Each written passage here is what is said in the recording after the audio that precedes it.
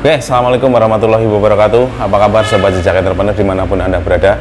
Sebelumnya saya mohon maaf karena mungkin banyak suara-suara kendaraan yang masuk ya.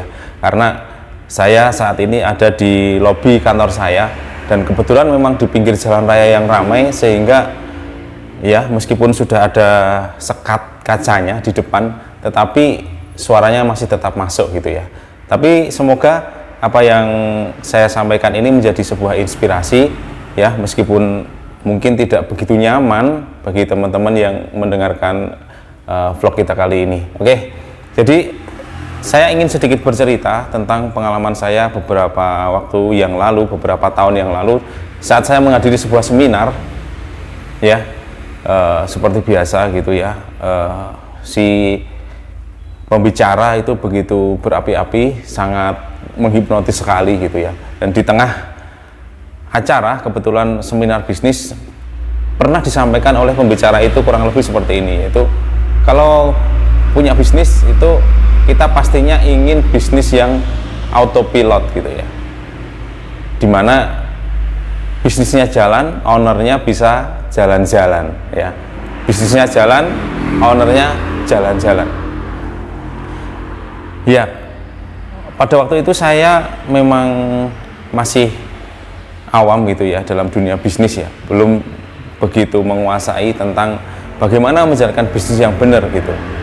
Nah, dan mungkin kata-kata ini ya, bisnis jalan, ownernya jalan-jalan, itu begitu menghipnotis sekali gitu ya. Wah, enak sekali ya ketika kita punya bisnis yang sudah jalan, tetapi kita bisa kemana-mana gitu ya.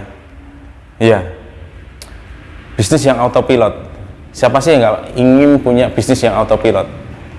Ya, tetapi harus dipahami tentang filosofi autopilot itu sebenarnya yang seperti apa gitu ya.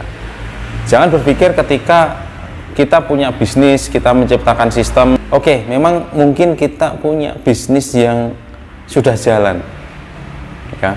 Di situ juga ada sistem di dalamnya, ada delegasi, ada semua tim, semua orang yang terlibat dalam bisnis itu sudah tahu hak dan kewajibannya masing-masing, sehingga bisnis itu ya bisa berjalan, menghasilkan cash flow, menghasilkan keuntungan gitu ya. Lantas apakah kehadiran si pemilik itu tidak begitu penting gitu ya?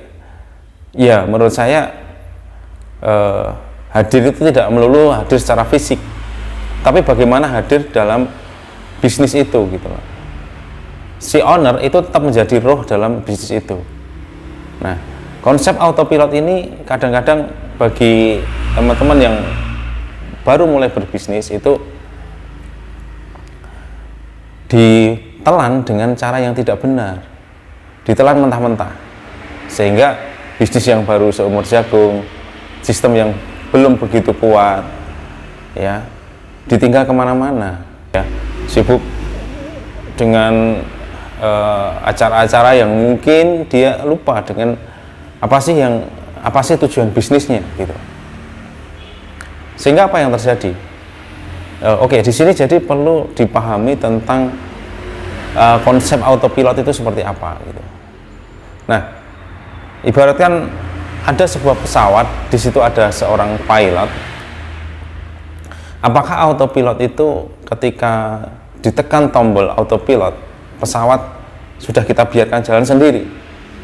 Nah, tentu tidak. Sebagai business owner, meskipun kita menekan tombol autopilot ya, dan pesawat bisa jalan sendiri, tetapi kehadiran si owner itu terus memantau bagaimana pesawat itu tetap bisa terbang ya, memastikan bahwa semuanya baik-baik saja, bahan bakarnya juga tersedia, memastikan bahwa tidak ada kendala di dalam pesawat, memastikan bahwa semua penumpang dalam pesawat itu baik-baik saja ya, memastikan semuanya berjalan dengan aman sampai ke tujuan akhir dari pesawat itu, di mana ia akan mendarat.